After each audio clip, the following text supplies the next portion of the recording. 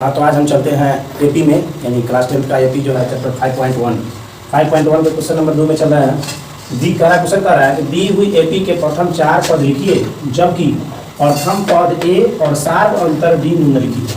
यानी ए बराबर दिया हुआ है और डी दिया हुआ है, ए और डी दिया हुआ है, तो हमको एपी का अगला 4 पद ज्ञात करना है। क्या ज्ञात करना है? 4 पद। तो एपी का अगला 4 पद ज्ञात करना है, यानी A1 पर इसका फॉर्मूला होता है A1, यानी एपी के पहला पद को A1 द्वारा सूचित किया जाता है। A1 बराबर A होता है, यानी ए का मान कितना है? 10 हो गया।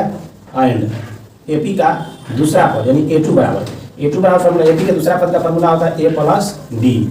तो ए का मान 10 दिया हुआ है और डी का मान भी 10, इसको प्लस कर देंगे, इक्वल टू हो जाएगा 20, यानी एपी का दूसरा पद हो गया 20 हो गया। एंड एपी का तीसरा पद यानी A3 बराबर फॉर्मूला होता है A plus 2D equal to A का मान दिया हुआ है 10 प्लस 2 इंटू डी का मान दिया हुआ है 10, तो यहाँ पर भी डी का मान 10 रख देंगे, तो इक्वल टू हो जाएगा 10 प्लस 10 गुना 20 इक्वल टू 30 हो जाएगा, यानी एपी का तीसरा पद हो गया 30 हो गया।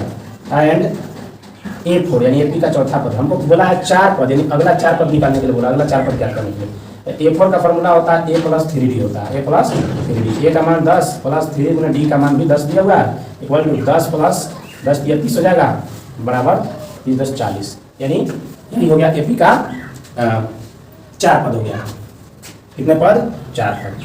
तो हम इसको लिख सकते हैं एपी बराबर पहला पद 10, एपी लिख सकते हैं 10 20 30 40, यानी 4 पद। अगला ये हो गया, ऐसा हो गया। अब क्वेश्चन नंबर 2 की तरफ चलेंगे। Question number 2